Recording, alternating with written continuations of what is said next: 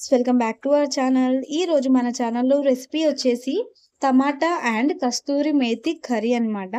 అప్పుడప్పుడు మన దగ్గర కూరగాయలు లేనప్పుడు టమాటా ఒక్కటే ఆప్షన్‌గా మిగిలిపోతుంది. దాంతోనే వెరైటీగా కర్రీలా చేయాలి అంటే ఇలా అయితే ట్రై చేయాలి కంపల్సరీ. మీ దగ్గర కస్తూరి మేతి ఉంటే తప్పకుండా ట్రై చేయాల్సిన రెసిపీ అన్నమాట. చాలా టేస్ట్‌గా ఉంటుంది. రైస్‌లోకైనా, చపాతీలోకైనా ఎలా ప్రిపేర్ చేసుకోవాలో, ఏమేమి కావాలో చూసేద్దాం. ముందుగా మనము పొడవుగా కట్ చేసి పెట్టుకున్న ఆనియన్, పచ్చిమిర్చి, టమాటా అయితే మంచిగా కట్ చేసి పెట్టుకొని, ఇలా కస్తూరి మేతి ఒక 1, 2 మినిట్స్ అయితే వాటర్ వేసి నానబెట్టుకోవాలి. ఎలా ప్రిపేర్ చేసుకోవాలో ఫాస్ట్‌గా చూపిచ్చేస్తాను. ముందుగా కడాయి పెట్టుకొని, కడాయిలో తగినంత ఆయిల్ వేసుకొని బాగా హీట్ అయిన తర్వాత జీలకర్ర వేసి మంచిగా వేగిన తర్వాత పచ్చిమిర్చి కూడా వేయించుకోవాలి మంచిగా.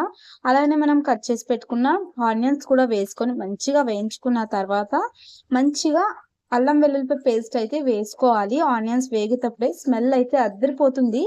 ఇంకా ఆనియన్స్ కూడా మంచిగా ఏగిన తర్వాత టమాటాలైతే వేసుకొని ఒక 1, 2 మినిట్స్ అయితే మూత పెట్టుకొని తీసిన తర్వాత ఇలా అయితే కుక్ అవుతాయి.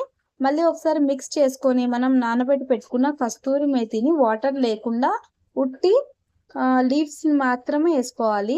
వాటర్ అంతా పక్కకు తీసేసి ఉట్టి మనం కస్తూరి మేతిని మాత్రమే వేసుకొని మళ్ళీ ఒకసారి మిక్స్ చేసుకొని మూత పెట్టుకోవాలి. మళ్ళీ మూత తీసుకున్న తర్వాత ఇలా అయితే ప్రిపేర్ అయిపోతుంది. దాంట్లో మనం తగినంత ఉప్పు, స్పైసీకి తగ్గట్టుగా కారము, అలానే ధనియాల పొడి అయితే వేసుకొని మళ్ళీ ఒకసారి మంచిగా మిక్స్ చేసుకోవాలి. సో, మంచిగా మిక్స్ చేసుకున్న తర్వాత మళ్ళీ ఒక్కసారి మూత పెట్టుకోండి. అంతే.